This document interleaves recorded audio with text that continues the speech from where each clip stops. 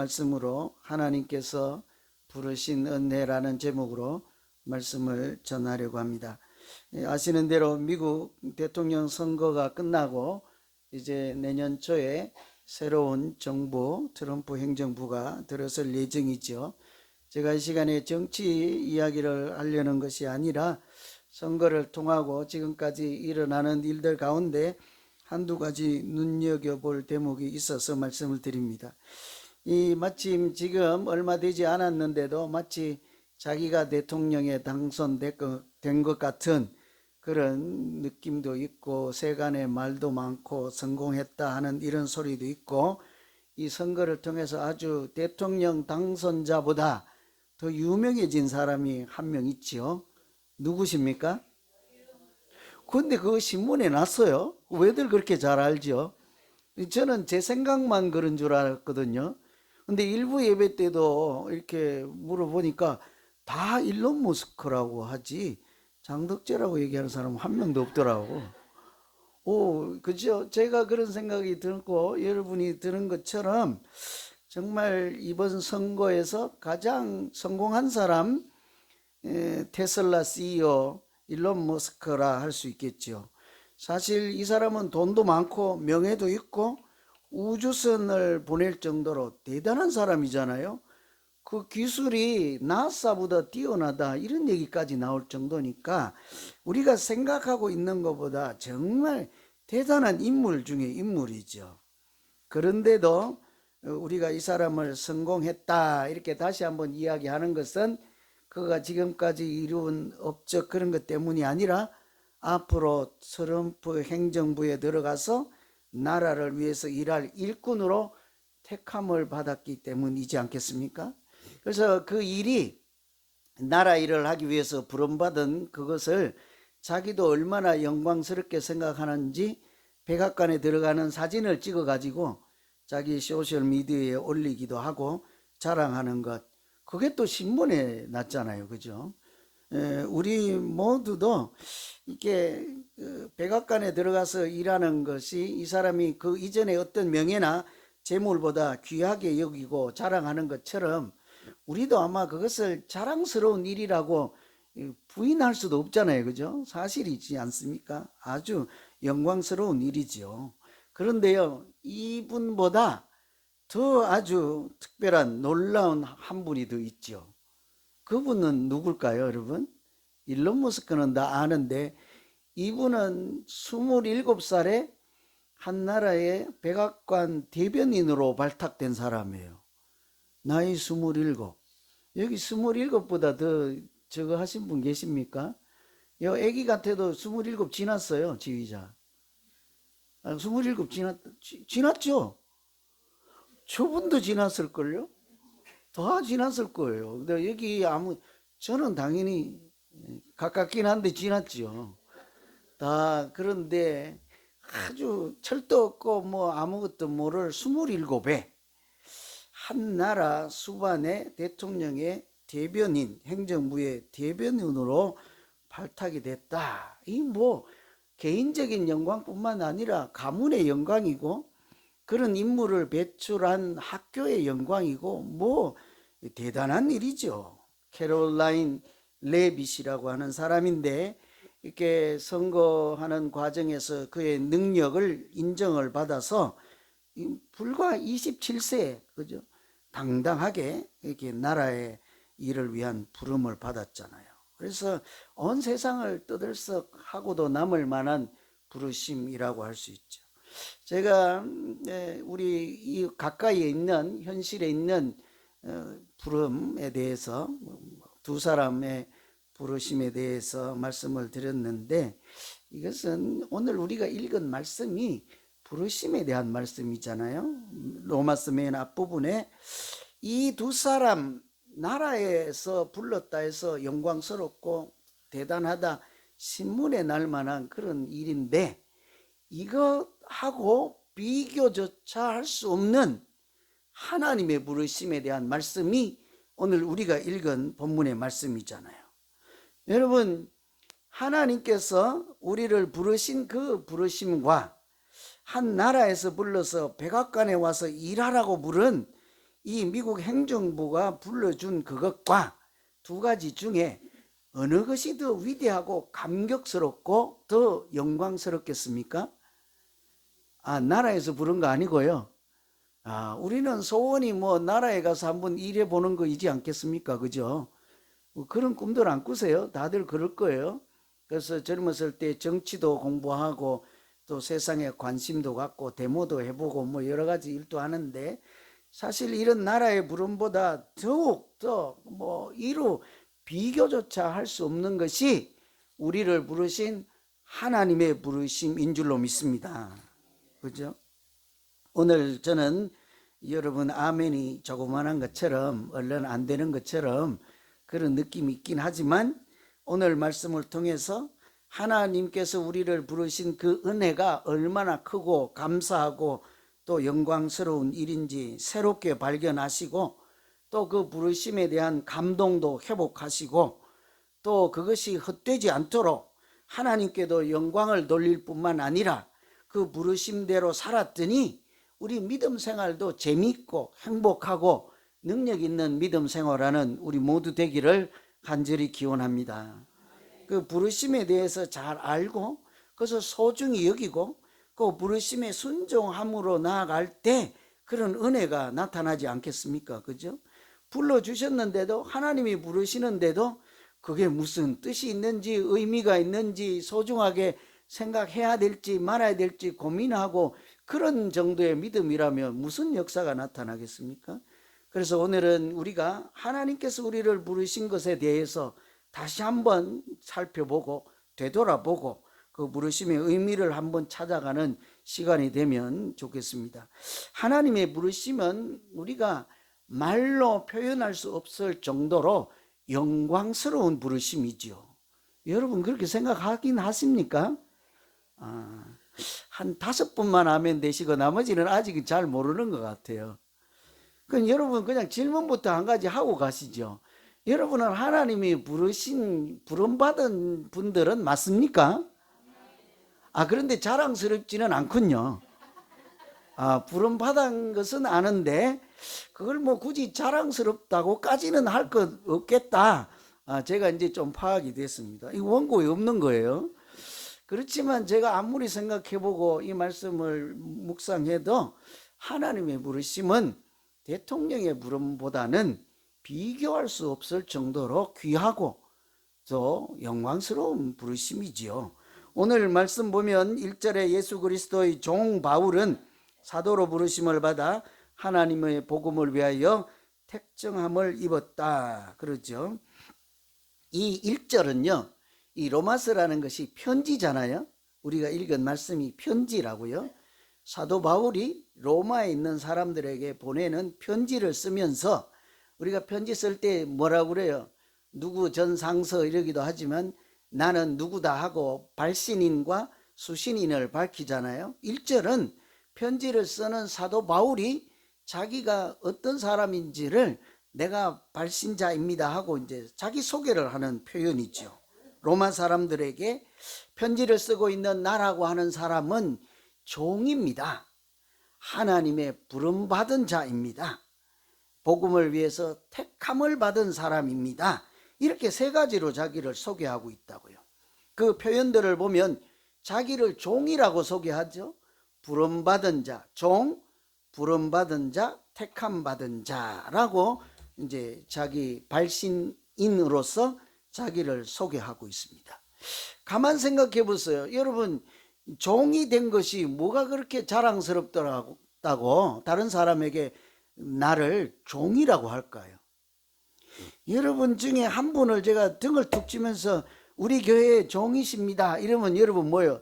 내가요? 내가 어떻게 누구의 종이네요? 난리 날 거야 아마. 그죠? 여자분들이 나 밥 안 먹고 집에 갈 거예요. 종이래, 종.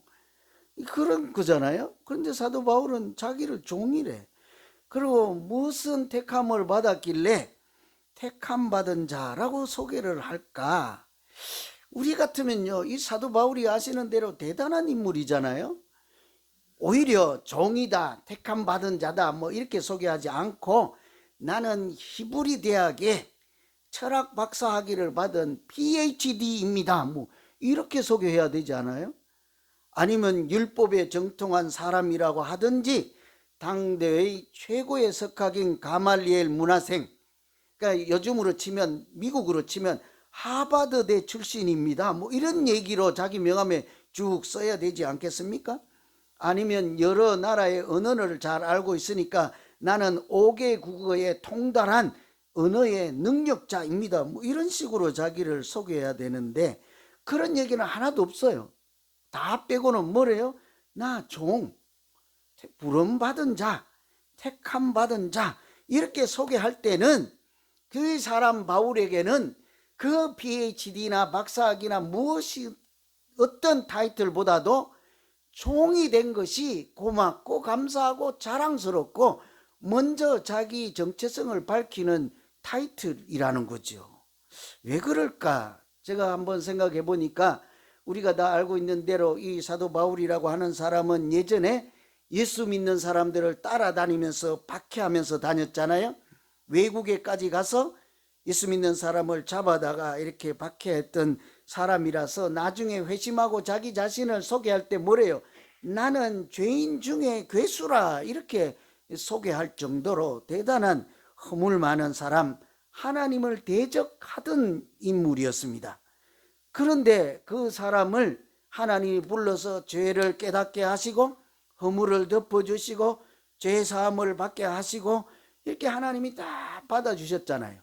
그게 끝이 아니라고요.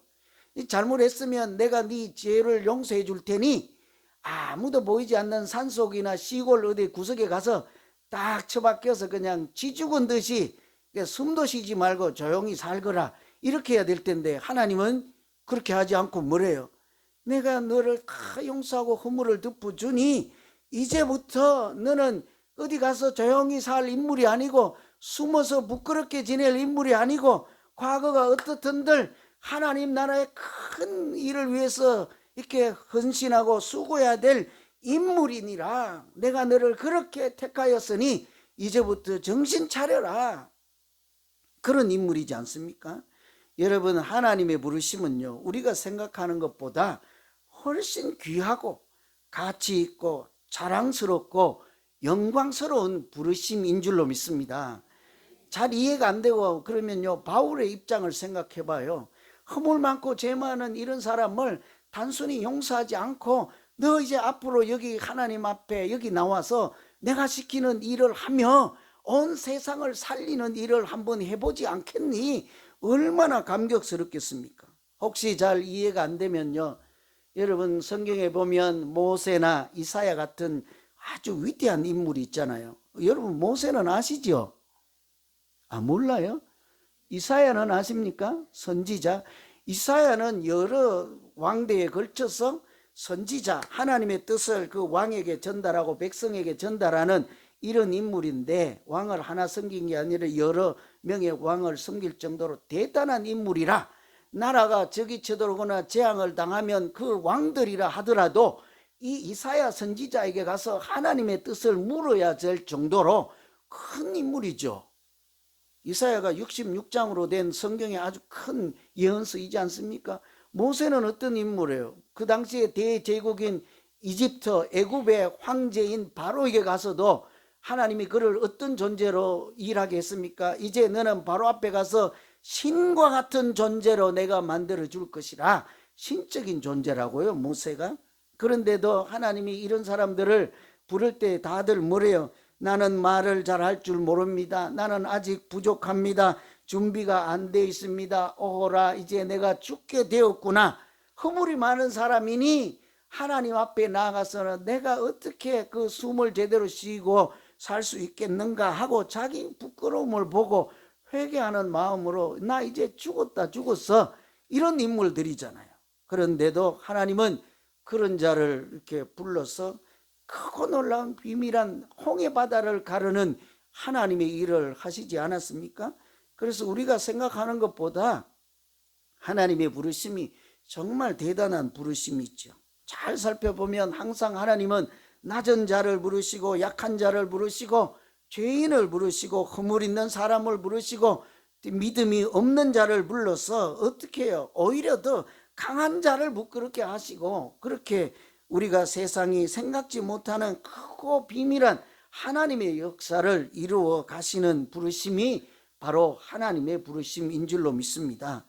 오늘 여기서 예배드리는 우리 모두도 여러분이 이미 아멘 하신 것처럼 틀림없는 하나님으로부터 부름받은 자들이 있죠. 우리 모두 다 부름받아 나선 이 몸이라고 늘 찬양도 하지 않습니까?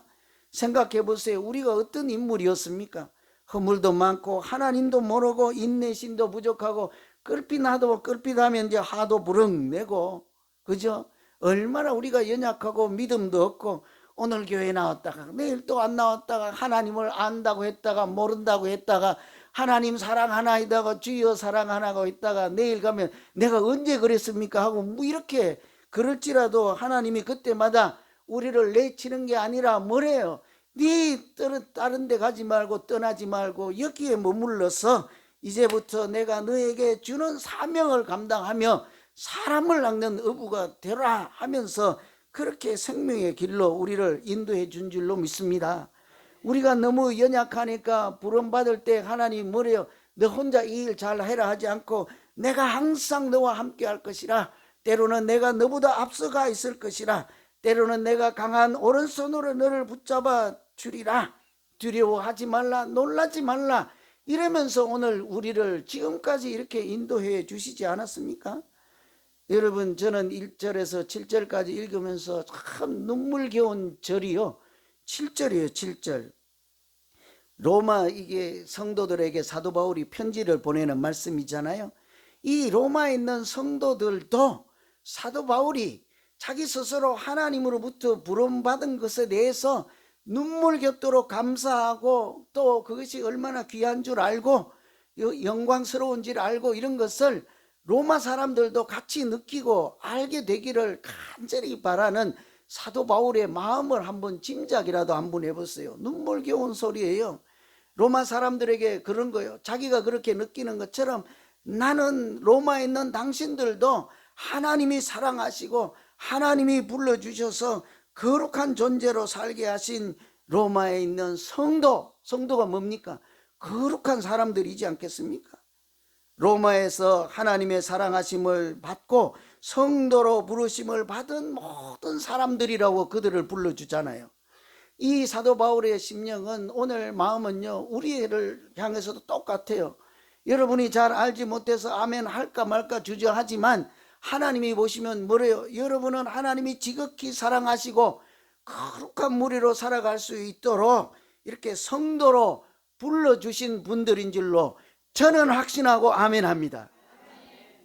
이게 입이 아프도록 해야 아멘을 그때서야 하는지 몰라. 나 이해가 안 가.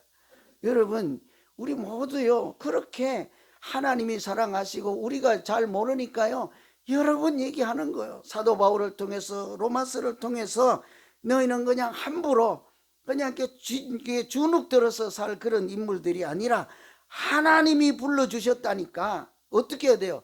가슴을 활짝 펴고 대통령이 불러줘도 저렇게 막 사진을 찍어서 자랑하고 다니고 신문에도 내고 하는데 우리는 하나님이 불러주셨다니까요. 그러니까 가슴을 활짝 펴고, 여러분 지금 좀 이따가 밥 먹다가 누가 시비 걸거나 좀 쓴소리 하거든요.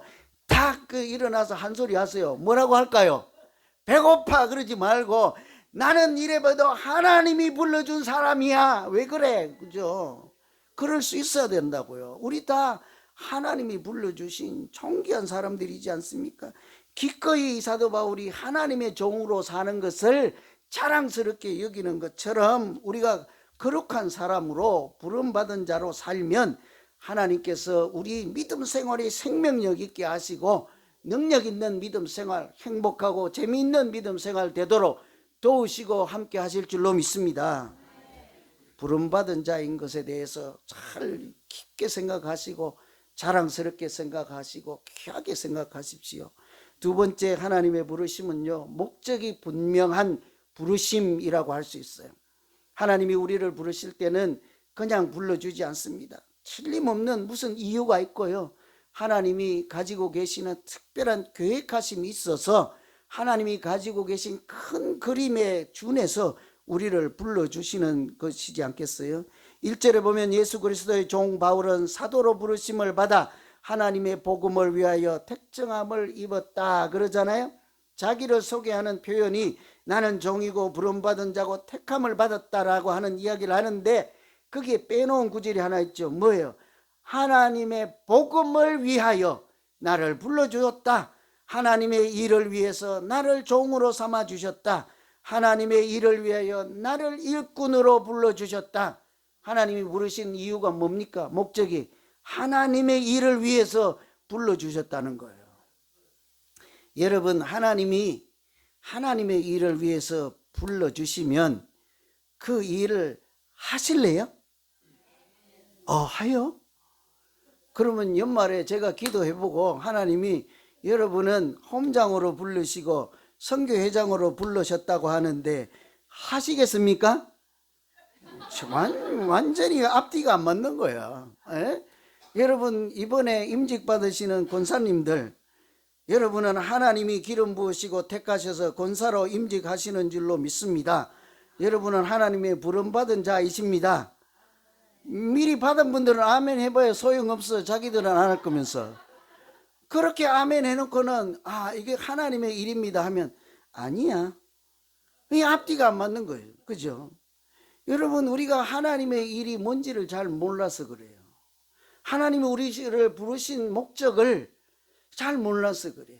나라의 일을 위해서 일을 해도 그것이 얼마나 귀하고 보람있고 대대후손의 가문의 영광으로 남을 업적이 되지 않겠습니까? 죽어가는 나라를 살리든지 경제를 살리든지 나라를 유익하게 한다든지 하면 자기가 돈 많이 벌고 명예를 가지고 타이틀을 많이 가지는 것보다 얼마나 보람있고 가치 있는 인생이겠어요? 그런데 하나님이 주신 일을 통해서 죽어가는 생명을 살리고 이렇게 흑암의 땅들을 살리고 낙심한 자를 위로해서 살려내고 하나님이 크고 비밀한 기적 같은 일을 하는데 쓰임 받는다면 그것이 얼마나 자랑스럽고 이렇게 아무 다른 일 다 제쳐놓고라도 뛰어가서 해야 될 일인 줄로 믿습니다. 그런 일을 위해서 우리에게 맡겨주신다는데 그런 일을 나도 참여해서 할 수 있는 기회를 주신다니까 얼마나 귀한 노릇이겠습니까? 세상에요, 우리가 행복하지 못한 사람들은 대개 내가 누군지를 몰라서 방황하잖아요. 우울하고 이렇게 내가 누군지를 몰라서 또는 무슨 일을 하면서 살아야 행복한지를 모르는 사람들이 있잖아요. 그래서 한때는 텔레비전 광고에 뭐라고 하던가요? 나는 누구, 여긴 어디. 그래서 우리의 설명하지 않아도 많은 울림이 있었잖아요. 우리가 누군지를 잘 모르고 무엇을 하며 살아야 할지를 모르면 그 인생이 행복할 수가 없는 거잖아요. 그러나 반대가 되어 보세요. 내가 누군지를 알고, 누굽니까? 하나님이 불러주신 사람인 것을 알고 무슨 일을 하면서 살아야 한다고요? 그냥 내 자신의 유익함이나 우리 가정을 살리는 일이나 내 취미 활동만 하다가 끝내는 인생이 아니라 큰 그림으로 펼쳐주시는 하나님 나라의 일을 하는 사람으로 나를 불러주셨다니까. 그런 일을 하면서 살다 보면 하나님께서 우리 인생이 저절로 행복하고 유익하고 정말로 보람있는 인생으로 만들어 가실 줄로 믿습니다. 우리를 불러주신 목적이 분명하죠. 하나님 나라의 일을 위해서 내가 너를 불렀노라. 나 누가 아멘 했는지 다 적어 놓을 거 잊어먹기 전에. 그죠? 여러분 뿐만 아니라요, 하나님은 우리를 그냥 불러주실 뿐만 아니라 오늘 6절에 보면 너희도 그들 중에서 예수 그리스도의 것으로 부르심을 받았느니라. 뭔 소린지 잘 몰라요. 사실은 잘 보세요. 여러분 아멘이 되는지 뭐 하든지 안 되는지 자기 마음으로 생각해 보세요. 여러분 버전으로 읽어 드릴게요. 여기 계신 여러분은 하나님께서 하나님 예수 그리스도의 것으로 불러주신 줄로 믿습니다. 그게요, 하나님의 것, 예수 그리스도의 것, 그러니까 뭐 물건인 줄 알고 그렇게인데, 이게 그 출애굽기에 보면 하나님께서 애굽에 있는 백성들을 구원하시고 나서 뭐라고 해요? 그 백성들을 보고는, 이스라엘 백성들을 보고 너희는 이제부터 많은 족속들 중에서 하나님 나의 것이 될 것이며 제사장의 나라가 될 것이며 거룩한 백성들이니라 그랬잖아요. 하나님이 구원받은 자들에게 제일 첫 번째 하시는 말씀이 뭐예요? 너는 이제부터 나의 것이니라. 그래도 뭐 잘 이해가 안 돼요. 여러분 연애들 좀 해보세요. 그러면 얼른 이해가 돼. 연애한 분들은 오늘부터 1일이야. 우리 오늘부터 알았지? 그럼 너는 이제부터 뭐래요? 내 거. 너 이제 내 거. 그 뜻이 뭡니까? 이 내 것이라고 하는 것은 이게 가장 소중한 존재, 내가 가장 사랑하는 존재, 이런 말이에요. 실제로 거기에 이게 하나님의 것이라고 할 때 단어는 세굴라는 단어예요. 보배라는 뜻입니다. 너희는 당신들은 이제부터 내가 가장 사랑하고 내가 지켜줄 것이며 내가 함께할 것이며 강한 오른손에 항상 붙잡고 있는 나에게는, 하나님에게는 가장 보배 같은 존재들입니다. 이런 얘기를 하나님이 하시는 거죠. 사도 바울은 로마에 있는 성도들에게 이 사실을 말해주고 싶은 거예요. 거기에서 이제 네로 황제와 같은 이런 사람들의 박해를 받으며 어려운 형편 중에 믿음 생활하는 사람들이 우리가 이렇게 주눅이 들고 별거 아닌 것 봐, 아무것도 아닌 존재처럼 느끼면서 살아가는 사람들에게 그것이 아니올시다. 당신들은 세상 사람들이 알아주지 않을지라도 하나님 눈에는 누구라는 거예요? 보배 같은 존재라는 거예요. 하나님께서 가장 귀하게 여기는 믿음의 백성, 하나님 나라의 백성입니다. 이 사실을 말해주고 싶은 거죠. 여러분 세상 살면서 누가 여러분을 보배 같은 존재라고 불러주던가요? 왜 웃었어요? 여기 짝으로 오신 분들 집에 가면 그 상대방이 보배 같은 존재로 귀하게 여겨주십니까? 아니 왜 웃기만 하세요? 반대편도 생각해 보세요. 이 젊은이들도 잘 봄이 아빠한테 물어봐야 돼. 봄이 엄마가 집에 가면 보배 같은 존재로 이렇게 인정해 주십니까? 반대도 마찬가지예요. 그죠? 사실은 뭐 나도 집에 가면 보배 같은 존재는 무슨 보배 같은 존재예요? 어림택도 없네. 그죠?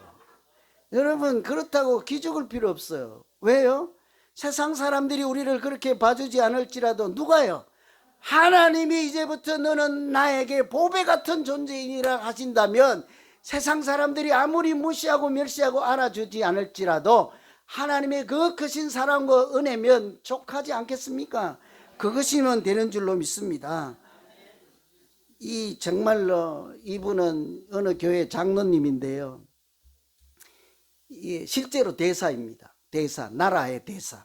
이 나라의 그 권세를 줘서, 모든 권한을 줘서 다른 나라에 파송해서 그 나라에서 우리나라를 대표해서 일을 하라고 세워진 공무원이 대사잖아요. 이분이 장로님이면서 다른 나라에 파송된, 중국에 파송된 대사인데 자기를 소개할 때 나는 한국에서 파송받은 대사입니다 이렇게 얘기하지 아니하고 이렇게 아주 당돌하죠. 그죠? 뭐라고 했는고 하니 나는 하나님의 대사입니다 이렇게 한 거예요.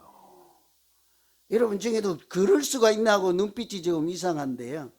당연히 나라의 이렇게 공무원으로서 녹을 먹는 사람으로 정부의 지침을 받고 나라의 대사로서 충실히 일하지만 믿음의 차원에서는 어떤 거예요?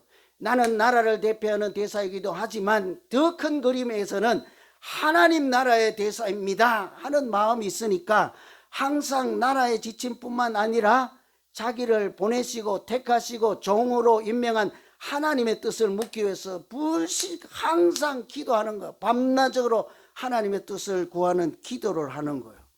사람들에게도 나는 하나님의 대사. 그리고 이분이 자기 경험담을 책을 써서 책 이름이 뭐예요? 하나님의 대사잖아요. 오래전에 쓴 책이지만 그렇게 살다 보니까요 정말 기적 같은 일이 일어나는 거예요.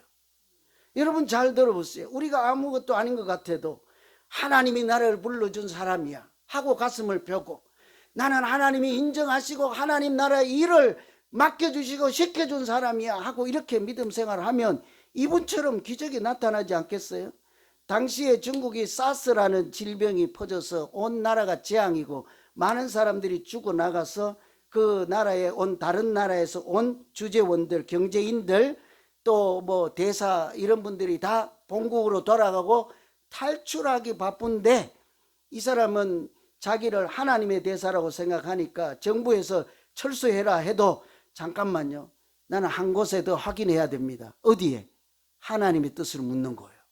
하나님 무릎 꿇고 나도 떠날까요?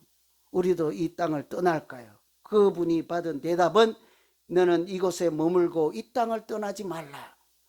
우리는 모르죠. 그분이 그 응답을 받았으니까.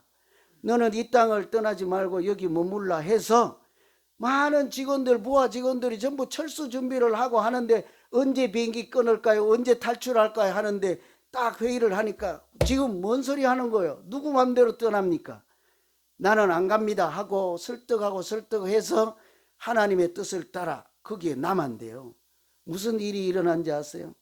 다 철수하고 그분만 남아있으니까 중국 정부에서 얼마나 고맙고 감사합니까? 어려운 시절에 다 우리를 버리고 갈 때 우리와 고통을 같이 하고 슬픔을 같이 하고 어려움을 같이 한다고 또 이분이 기금을 모아서 중국 정부에 도네이션을 하고 이러니까 이분들은 진짜다 하고 찐이다 하고 모든 정부 외교 관계에서 어려운 일들 풀리지 않은 문제들이 술술 다 풀어지게 하는 거예요. 뿐만이 아니라 사스에 걸려서 죽을까 봐 고민했던 그 남아있는 사람들, 한국 사람들은 한 명도 제가 정확하게는 확인하지 않았지만 과장에서 한 명도 사스에 걸리지 않았다고 합니다. 어떻게 된 거죠? 하나님이 살려주셨다. 이제 저분처럼 누구인지 모르지만 저 한국 사람들은 하나님이 살려주셨다. 김치를 먹어서 그렇다. 마늘을 먹어서 그렇다. 그러고 이를 계기로 중국에서 그냥 김치 대박이 난 거예요. 이로 다 소개할 수는 없지만 자기를 나라의 대사이지만 하나님 나라에서 택하시고 일 맡겨준 사람이라 이런 믿음으로 살아가니 우리가 이해할 수조차도 없는 많은 기적 같은 일들을 하나님께서 베풀어 주신 줄로 믿습니다. 우리도 마찬가지인 거예요. 이 세상 어떤 형편에 살지라도 내가 하나님으로부터 부름받은 사람, 부름받은 자, 택함받은 자인 것을 귀하게 여기고 그 부르심에 합당하게 살아가고 그것을 영광스러운 그런 하나님의 부르심으로 우리가 인정하고 감사로 믿음 생활하면 이분에게 나타났듯이 하나님이 약속하신 것처럼 우리 믿음 생활에 기적 같은 일도 일어날 뿐만 아니라 우리 믿음 생활 행복하게 해 주실 줄로 믿습니다. 건강한 믿음 생활 되고 그렇게 서로 부름받은 자로 그 눈앞에 있는 일로 아웅다웅하지 않고 큰 그림 그리면서 하나님의 종으로 살아갈 때마다 우리 가운데 기적이 일어나고 행복한 믿음 생활 되는 우리 공동체가 되기를 간절히 기원합니다. 기도하겠습니다.